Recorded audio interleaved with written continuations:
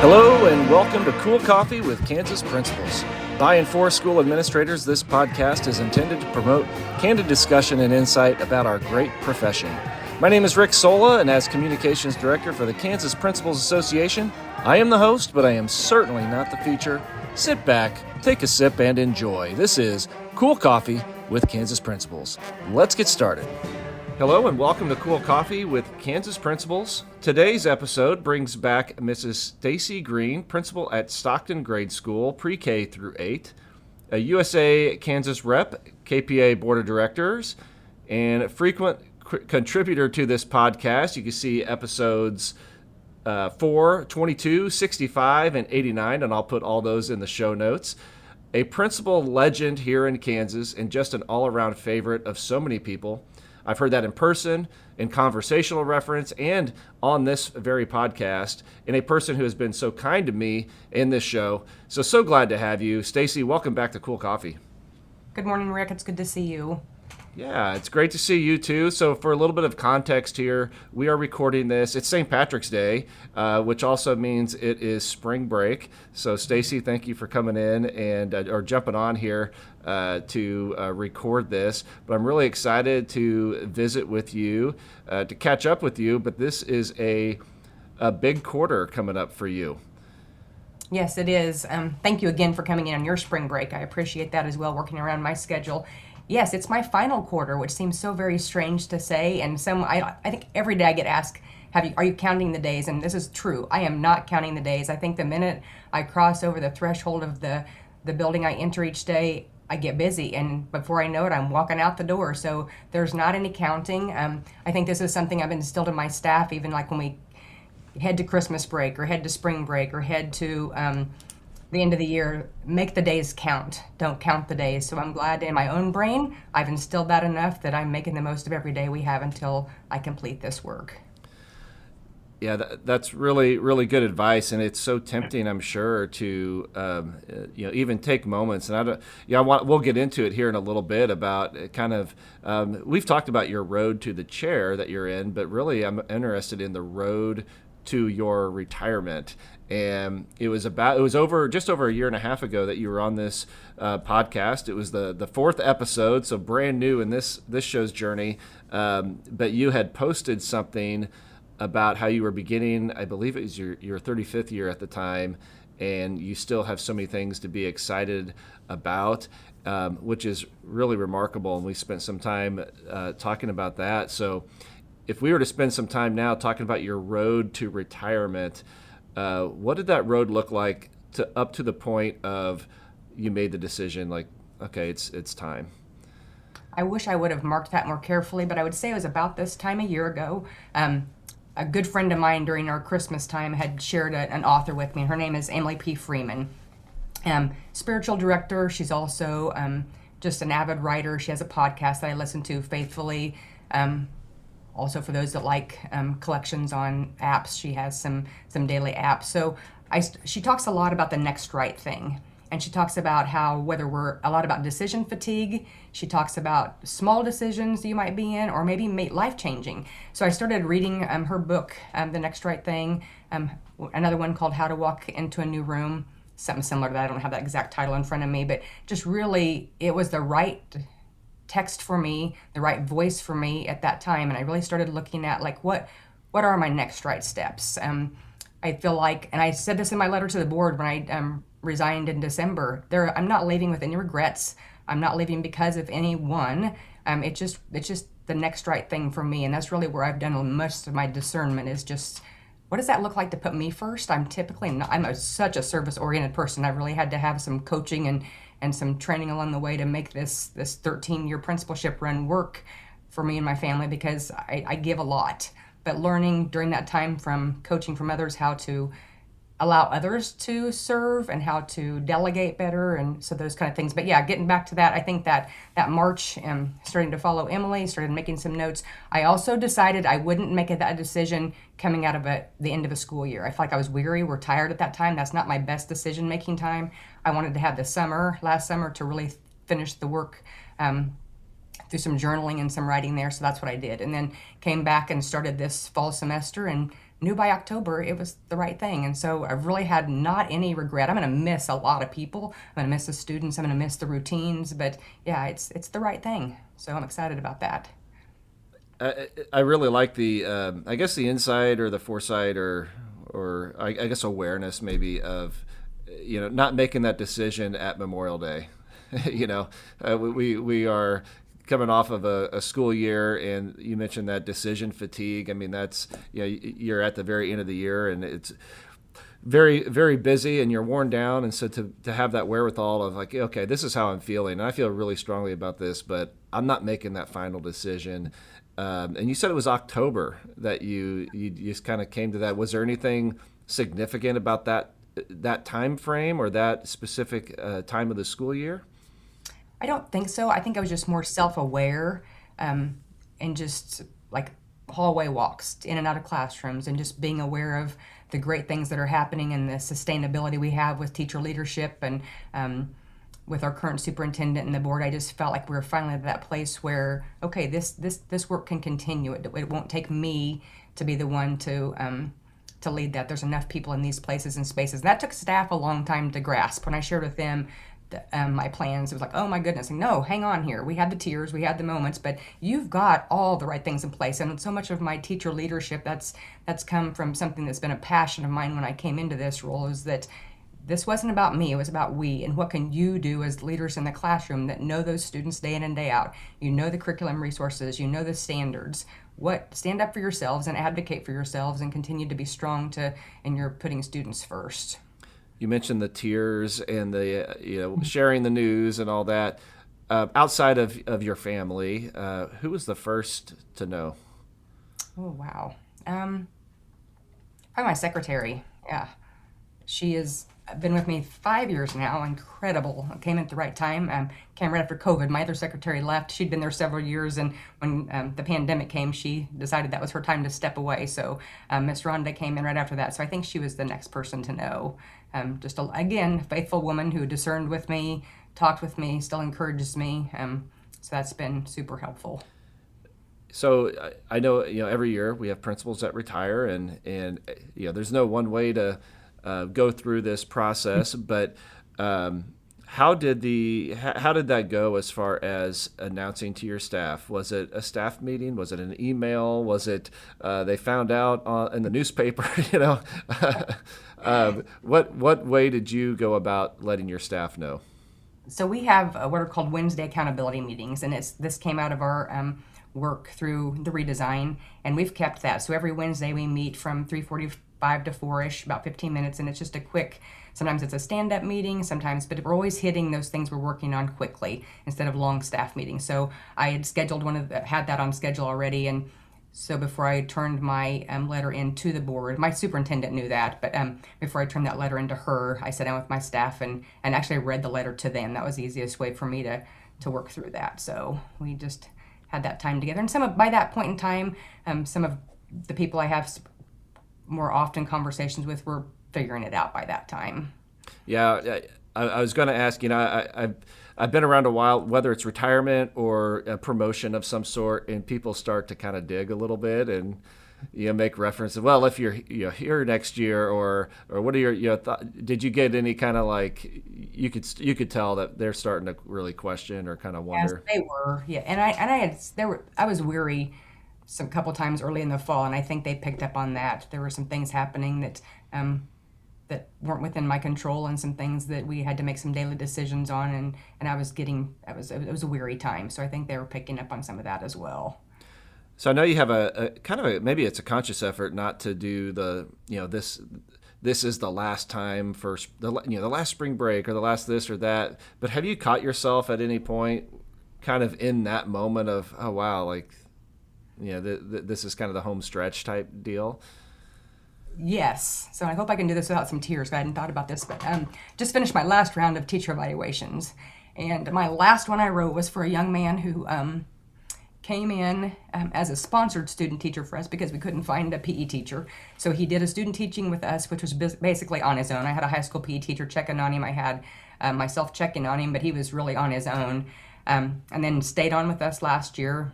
We'll continue. This was 1.5 year with us as on license, and then we'll come back again next year. So I didn't mean to intentionally save his for last, but it worked out that way. So again, that teacher leadership part and growing him, it was pretty cool to have him be one of my final ones. And then the other one was a 44-year veteran who came. He had been a longtime counselor for us. He had gone over to the high school as a counselor, then retired and went to a private school for a year, and then we had an opening and came back to finish 2 years with us. So that was also a cool moment. He still, because if we know in teacher education, he ended up back on that cycle of 2-year evaluations, bless his heart, after 44 years. So he and I finished that together last week right before break too. So that was pretty awesome to bring that first circle from an early educator to a veteran 44-year educator and be able to give them some feedback, but also some just affirmation of their work and how much they're appreciated in education.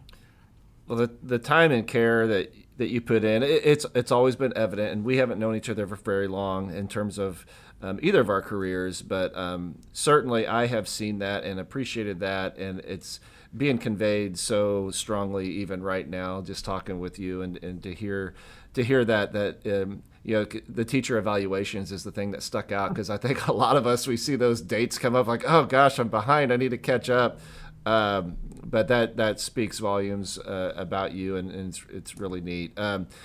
You referenced the setting up to continue. Your school is set up to continue based on your leadership, but also the empowering of leaders in your building.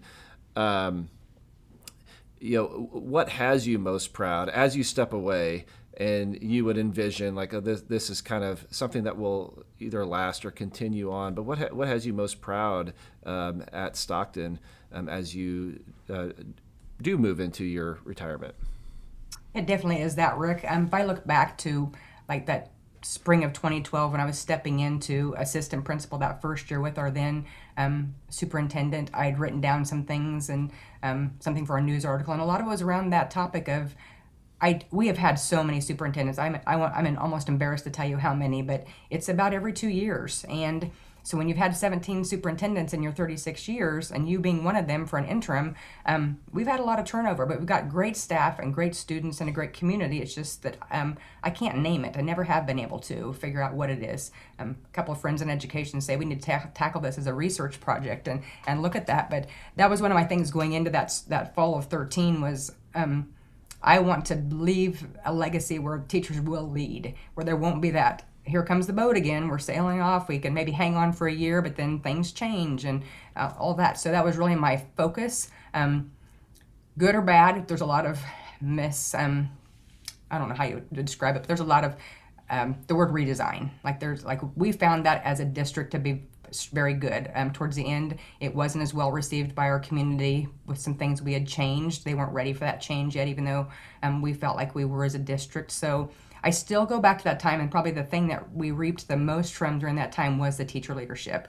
The way we constructed our research, and the way the small groups of teachers who were leading that, and the piloting of the work that they were doing. That was one of the first times I really saw, as tiring as the work was, I saw an energy I've never seen before in educators. And if I look back at those we called them our pilot people who were leading. One of them now is just she's my 6th through 8th grade math teacher, profound educator who has had a turn of events in the way she leads in her classroom, but also leads across the state in committee work and work at KSDE, and just very proud of her. But to watch her growth was phenomenal. Another one is, a couple of them have already left our district, but again, I love to watch them lead in other places now and to cheer them on and to know that they took those skills and that confidence they had in leading into another district and have done so well there as well. So that's my exciting part. Like I keep telling them now, like they keep talking about the days and getting close, like just keep leading, keep those things in front of you, know your course, know your why. And I don't want to use that loosely either, but they've done the research and they know what it takes to be able to do the work day in and day out, because they're researchers. They know that now. I'm sure you have reflected on this, certainly more than I have, but maybe even more than most. But when you think about your time in Stockton and the many years you put in, really the final couple months, 2 to 3 months, that goes a long way in setting up for that future, and all the things that you mentioned for the continuing on of all the great things. And I know you're very intentional about that. It's awesome to hear that, and kind of leads me to, correct me if I'm wrong, this is year 36 in Correct. education. Yes. What is some advice that you've received that stuck with you all these years? Perhaps it's the best advice you received as an educator. I did some work, my most intentional work with the Inspired Leadership, and Rachel Fallman was my coach at that time, and she taught me how to shut my office door.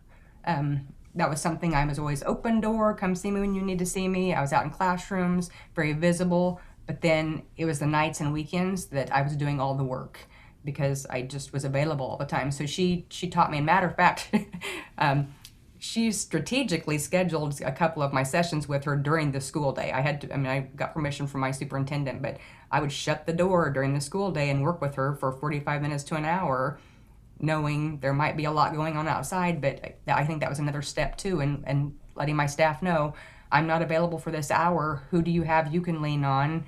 Where can you work that so you're supporting each other, and to give me this time to grow too? And that was tough. But I learned it, and I can do that better today. I can shut that door for an hour and work on an evaluation. I can shut the door and work on the deep work that we need to have happen, and not that during the times of the evenings and weekends when I'm tired or I'm ready to spend time with my family. Another thing that stuck with me was the shoulding. We should ourselves. I should be at this event. I should be doing this. I should be doing that. And again, that's something that continues to creep back up even here in this final quarter, that I put a lot of weight into, is that I don't have to do all of that. I just need to learn that some of those shoulds are things I've put on myself that no one else has given to me. I've just assumed that, and I need to correct that.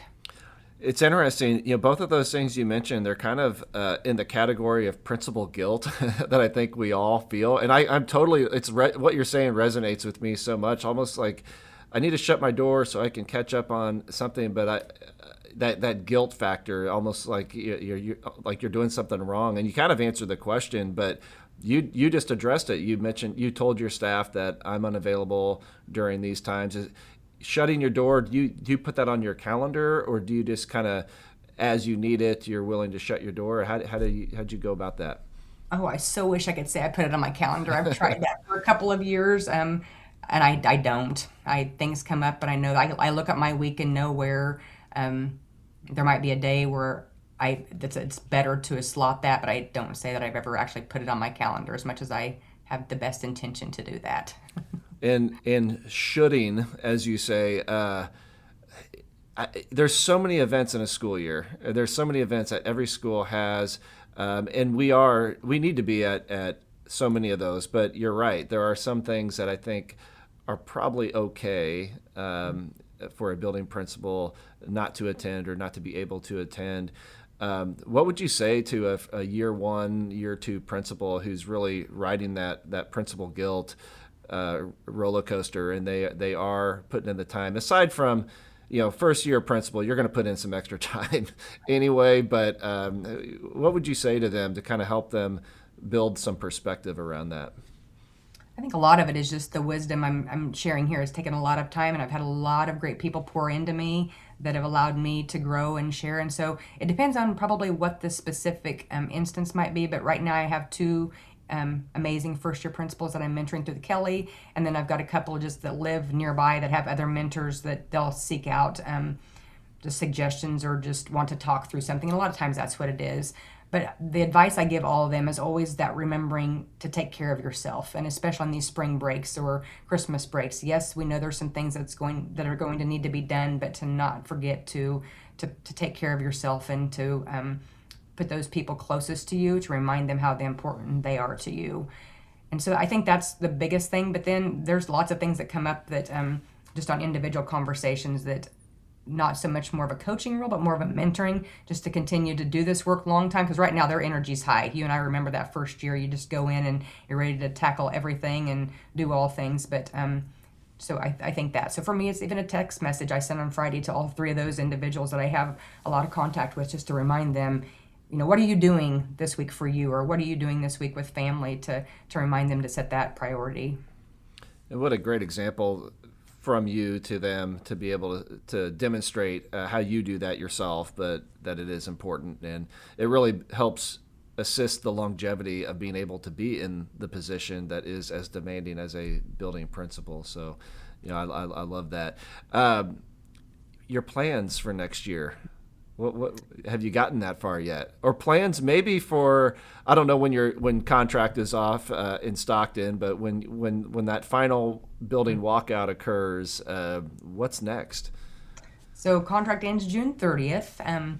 We have an amazing trip planned to Alaska it ended up being this August. We tried for July, and for some reason it wouldn't work, but it happens to be the first week of school, so I think that was supposed to be. So with a couple of couples, we'll do that. But then I'm in the middle of a couple of conversations with some next steps.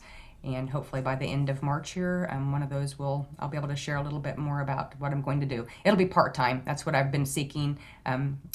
We have 3 grandchildren, and one of them will start school this fall, and I want to be able to go to her events and be the Gigi I want to be. We have some aging parents who need some hospital visits, ongoing care that I can be more free to do that work. So a part-time position is perfect. I still have a lot of passion. As some people would say, I'm still pretty young, so I'm not ready to hang up completely the work that I feel so passionate about. So I'm excited about some next steps. Both of those opportunities look pretty exciting. So just to discern through that next right thing and for what the next room will look like for me. Well, you mentioned just a bit ago about a research project that you all need to tackle here. Looking in that too. Yeah, so there you go. Last year I had a couple principals on. They were retiring, and one of them, he actually intentionally scheduled a trip for August to be away.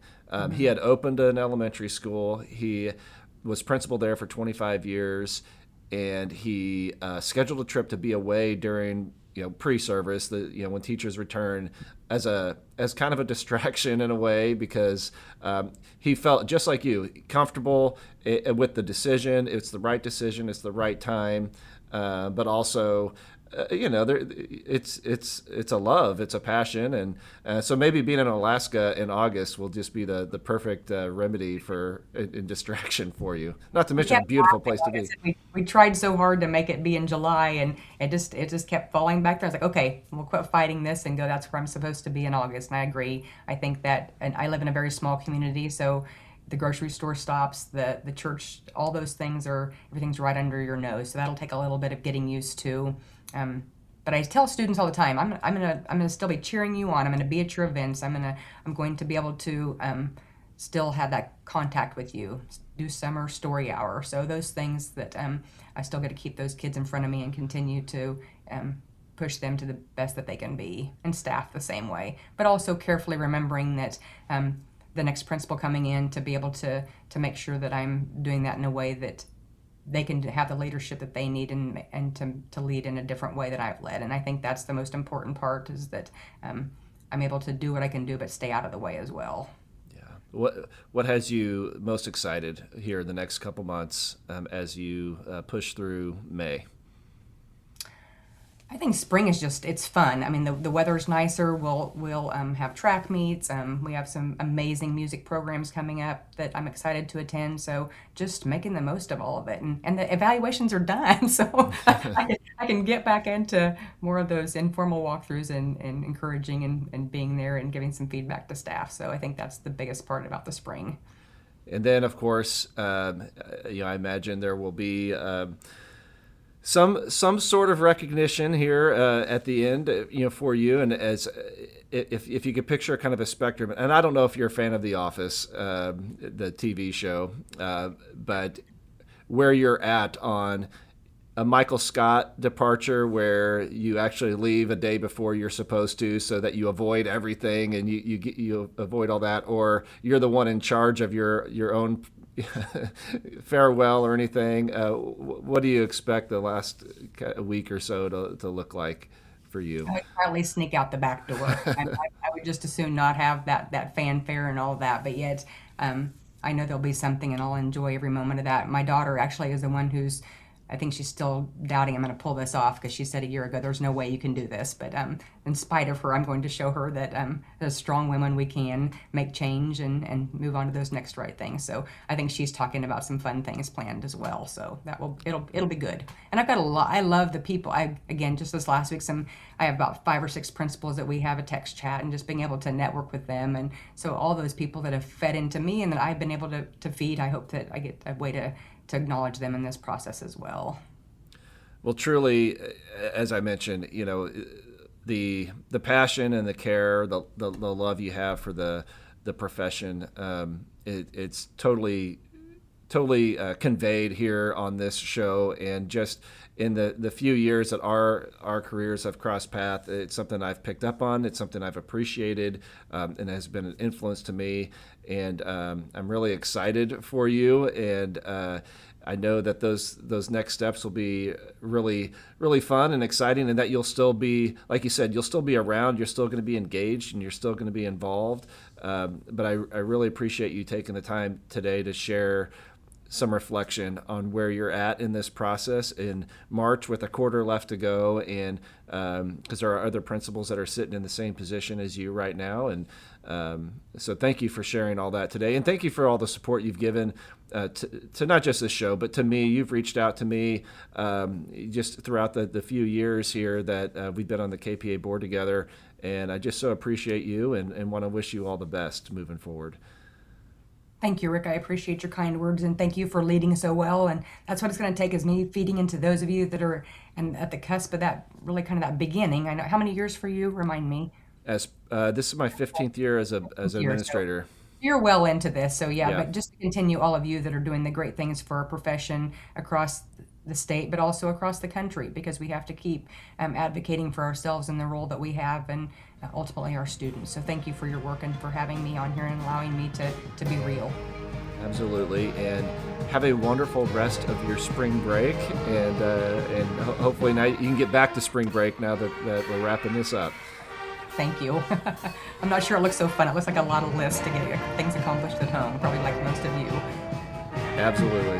Well, Stacey, take care, and we'll see you around. Thank you. Check the notes section for more information on this episode and to learn more about the KPA and its mission to develop and support all principals through optimized learning, collaborative leadership, networking, and service.